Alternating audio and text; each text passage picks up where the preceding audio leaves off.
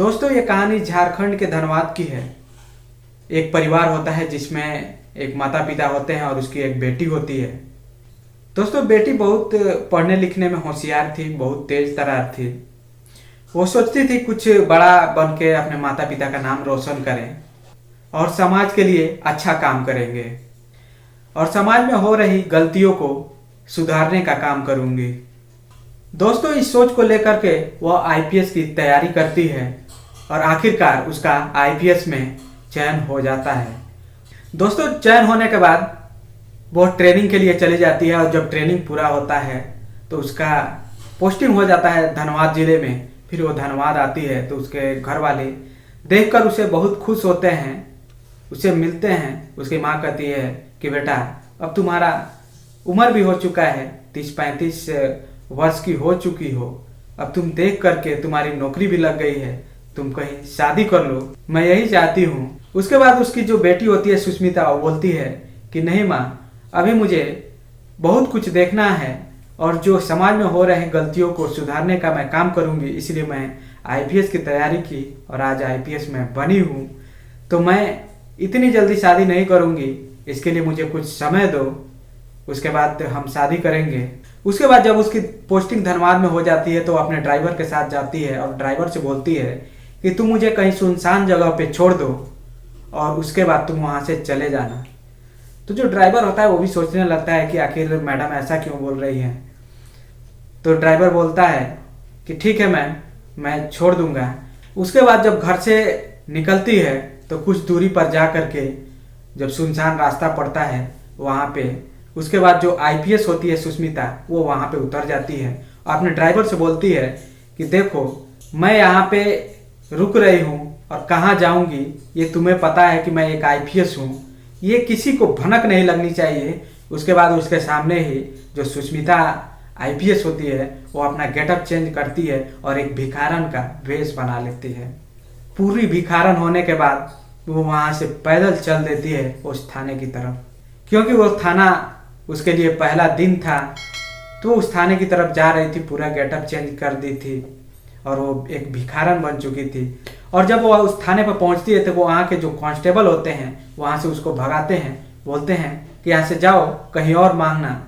जब वो कांस्टेबल भगाते हैं तो वो आसपास में जाकर रुक जाती है, क्योंकि उसे उसी थाने में जाना था, वहाँ की सच्चाई देखना था कि वहाँ पे क्या चल रहा है, कैसे लोग काम कर रहे हैं और कौन इतना घूस ले रहा है। क्योंकि उसके बारे में उसने पहले पता कर लिया था कि जैसे मैं जब वहाँ जाऊँगी तो ये सारी चीज़ें अपने आंखों से देखना चाहती हूँ। क्योंकि बहुत सारे कंप्लेन जो है वहाँ पे गए हुए थे मैडम के पास, लेकिन उन्हें अपनी दूसरी की बातों पे जो है भरोसा नहीं हो रहा था। वो अपने आंखों से देखना चाहती थी कि वहाँ पे जो भ्रष्टाचार चल रहा है, वहाँ पे जो घूसबाजी चल रही है और कैसे किसी के केस को दबाया जाता है, वो सारा अपने आंखों से देखना चाहती थी। इसलिए वह वहाँ पे एक भिखारन का वेश बनाकर वहाँ पे पहुँचती है।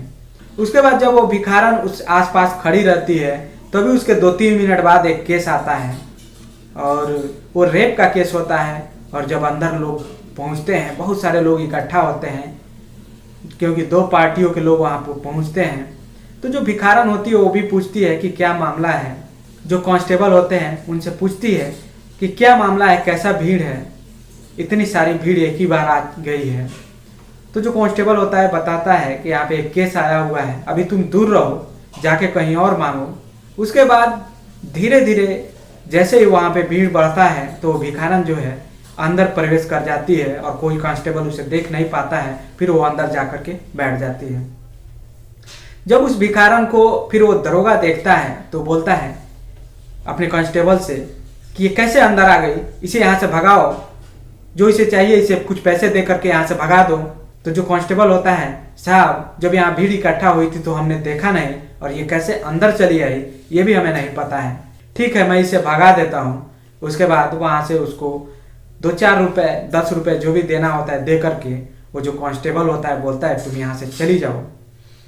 उसके बाद जो भिखारन होती है वो बोलती है कि मैं यहाँ पे थोड़े देर बैठना चाहती हूँ, थोड़ी देर आराम करना चाहती हूँ और मैं देखना चाहती हूँ, तो मुझे थोड़ी देर के लिए यहाँ पे रहने दो।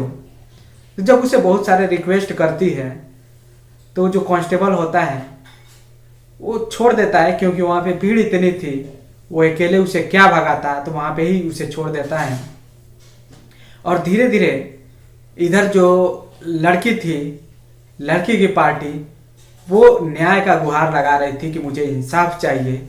लेकिन जो दूसरी पार्टी थी, जो लड़के वाली पार्टी थी, वो एक पैसे वाली अमीर घर के जो पार्टी थे, उसको उस केस को दबाना चाहते थे, क्योंकि उसके लड़के ने गलती किया था, तो उसको पैसे दे करके दबाना चाहते थे। लेकिन जो लड़की थी वो इंसाफ के लिए वहाँ पे गिड़गिड़ा रही थी, उसके माता पिता वहाँ पे रो रहे थे।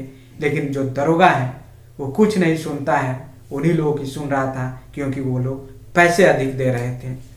वहाँ पे भिखारन बैठी जो आईपीएस थी, वो सारी करतूतों को वहाँ से बैठे बैठे देख रही थी। और देखते देखते उसके बाद मामला कई घंटों तक चलता है। फिर कांस्टेबल उस भिखारन को वहाँ से भगाता है। फिर वहाँ जा कर के उस थाने के सामने एक पेड़ होता है, पेड़ के पास बैठ जाती है।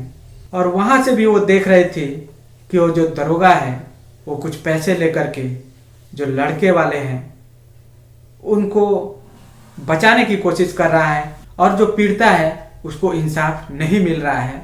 वो वहाँ पे बैठे देख रही थी।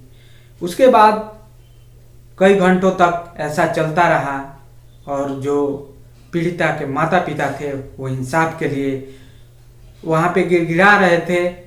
लेकिन जो दरोगा होता है बोलता है कि कुछ पैसे ले लो और इसको यहीं ख़त्म कर दो, क्योंकि जो दूसरी पार्टी लड़के वाला जो था वो काफ़ी पैसे वाला था, और बोल रहा था तुम्हें, जो दरोगा था उसे मुंह मांगी रकम दे रहा था कि तुम जितने पैसे चाहिए वो पैसे ले लो, लेकिन इस केस को यही ख़त्म कर दो। लेकिन जो लड़की के साथ हुआ था वो इंसाफ के लिए उसके माता पिता वहाँ रो रहे थे, इंसाफ के लिए गुहार लगा रहे थे। लेकिन वो दरोगा नहीं सुनता है, और उन लोगों का सुन करके पैसे ले करके उन्हें डांट करके और फटका करके वहाँ से भगा देता है, और उनसे पैसे ले करके जो केस है उसे ख़त्म करने के लिए लग जाता है।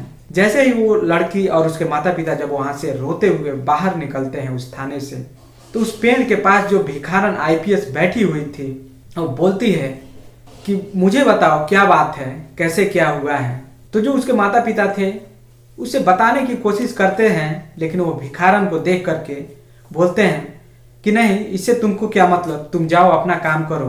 तो फिर जो भिखारन आईपीएस थी वो जब हिंदी बोलती है और इंग्लिश में भी बातें करती है, तो जब इसके बातें जब सुनते हैं तो वो लोग भी सोचने लगते हैं कि एक भिखारन होकर के ये इंग्लिश और हिंदी इतनी अच्छी बोल रही है, क्या मामला है। उसके बाद जो कांस्टेबल थे वहाँ के, वो भी दौड़े दौड़े वहाँ पे पहुँचते हैं कि एक भिखारन ऐसे बात कर रही है, ये पढ़ी लिखी, ये कौन हो सकती है। तो वहाँ से दौड़े आते हैं और उससे पूछने की कोशिश करते हैं।